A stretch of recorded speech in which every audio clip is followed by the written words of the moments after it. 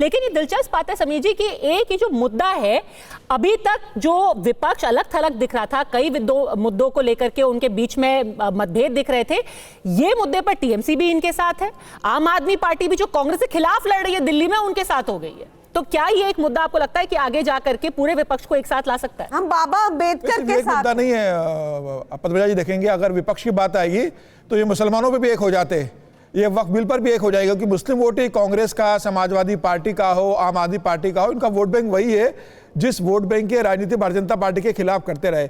अब प्रियंका कक्कड़ की पार्टी की मजबूरी है कि वो राहुल गांधी की पार्टी के साथ इस मामले में समर्थन करे, क्योंकि अब तो दिल्ली के चुनाव आ रहे हैं। दिल्ली के चुनाव में तो अभी सीटों का बंटवारा हुआ नहीं, अब तो अरविंद केजरीवाल कह रहे हैं कि कांग्रेस से गठबंधन होगा नहीं, लेकिन चूंकि ये वोट बैंक की अब राजनीति है तो मुझे लग रहा है कि अब तो अरविंद केजरीवाल को भारतीय जनता पार्टी का कार्यालय का घेराव करना पड़ेगा।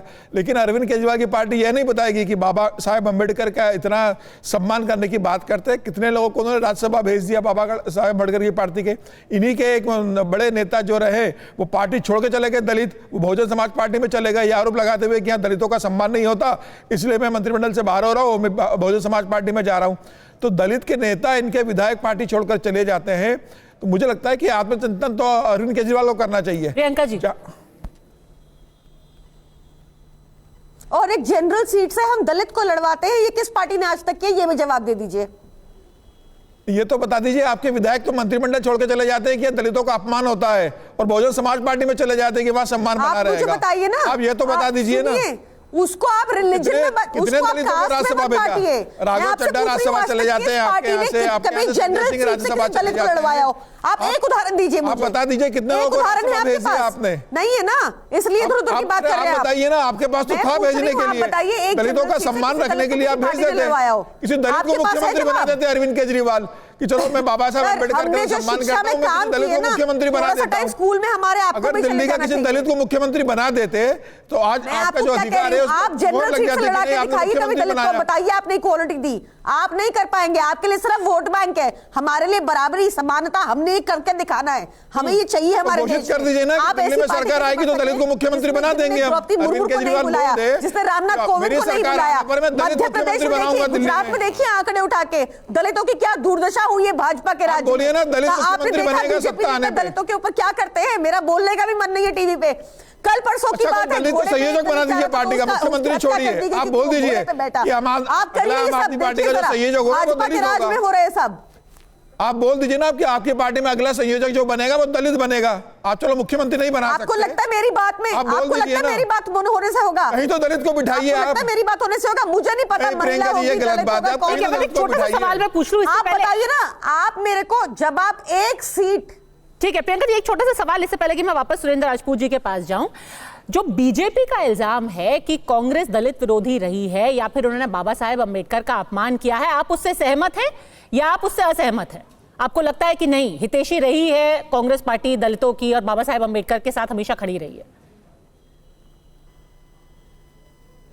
पद्मजा जी, मुझे बहुत जेन्युइनली लगता है कि अगर आज तक किसी पार्टी ने बाबा साहेब अम्बेडकर के प्रिंसिपल्स को फॉलो किया है तो वो आम आदमी पार्टी है। और कांग्रेस ने किया है कि नहीं किया है? और मेरे को लगता है कि आपने किया है प्राइमरी प्रिंसिपल्स।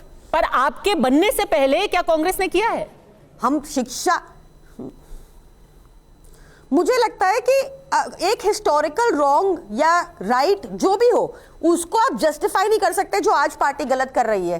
अगर पहले चलो मान लिया कांग्रेस ने 100 गलतियां की, दैट इज नो जस्टिफिकेशन की बीजेपी का। ये आप बिल्कुल सही कह रही है, हिस्टोरिकल रॉन्ग को नजरअंदाज नहीं किया जा सकता। सवाल पूछ, पर आप कह रही हैं कि हिस्टोरिकल रॉन्ग हुआ है बाबा साहेब अम्बेडकर के साथ, कांग्रेस ने उनके साथ गलत किया है।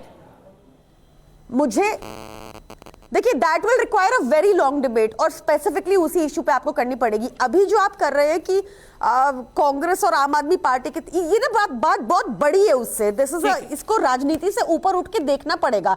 बार बार जो प्रहार भाजपा संविधान पर बाबा साहेब अम्बेडकर पे कर रही है, ये उस पे आपको क्वेश्चन लाना पड़ेगा और बीजेपी से आपको इस पे क्वेश्चन पूछने पड़ेंगे। नहीं, वो तो बिल्कुल पूछा ही है उनसे। पर सुरेंद्र राजपूत जी, जो घूम फिर के बात बार बार आपके बारे में कही जाती है कि इतने सालों तक आपने बाबा साहेब अम्बेडकर को नजरअंदाज किया, ना उनको भारत रत्न दिया, उनकी तस्वीर तक सेंट्रल हॉल में नहीं थी हमारे पार्लियामेंट के, और अब आप कह रहे हैं कि कोई और पार्टी उनका इंसल्ट कर रही है। सालों तक आपने उनको दरकिनार कर दिया।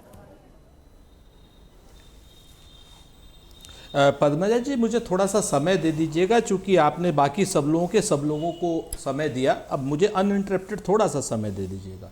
एक बात मुझे बताइए कि बाबा साहब की कोई ऐसी पार्टी नहीं थी, कांग्रेस पार्टी की अक्सरियत थी जब हमने संविधान सभा का अध्यक्ष उन्हें बनाया।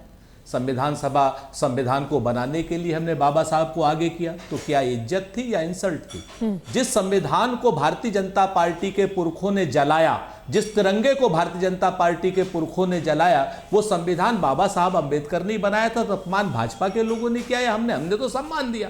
उसके बाद आप बात करते चुनाव लड़ाने की, तो भाई चुनाव में वो दूसरी पार्टी से खड़े थे, हमारी पार्टी वाला जीत गया, इसमें अपमान का हुआ, हार और जीत होती रहती। पर वो तो कह रहे थे पंडित जी ने जा करके उनके खिलाफ प्रचार किया और इसको एक अपने ईगो का इशू बनाया कि उनको हरवाना है। बिल्कुल करेंगे, क्यों? फिर से पद्मजा, फिर मैं आपको एक बात बताता हूं कि आप उनके नैरेटिव को ड्राइव क्यों कर रही हैं? नहीं, मैं तो हिस्टोरिकल फैक्ट बता रही हूं। हम चुनाव लड़ेंगे अगर अपने प्रतिद्वंदी के खिलाफ।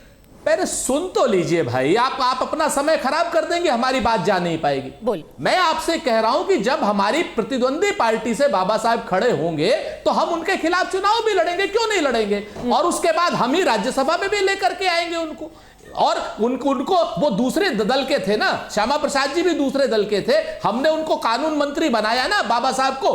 क्या भाजपा वाले आ गए थे बनाने के लिए? क्या संविधान सभा का तो विरोध करने वाले भाजपा वाले लोग थे, जनसंघ वाले लोग थे। हमने तो उनको संविधान सभा में ड्राफ्टिंग कमेटी का चेयरमैन बनाया, उनसे संविधान बनवाया, आरक्षण की बात करी। वहां पर आरक्षण की बात क्या किसी और ने करी थी? कांग्रेस ने करी थी, राजेंद्र प्रसाद जी ने करी थी, जवाहरलाल नेहरू ने करी थी। अब भाजपा इतनी बड़ी बड़ी बातें बोल रही है। भाजपा अपने जन्म से लेकर के आज तक कै दलित अध्यक्ष बनाए?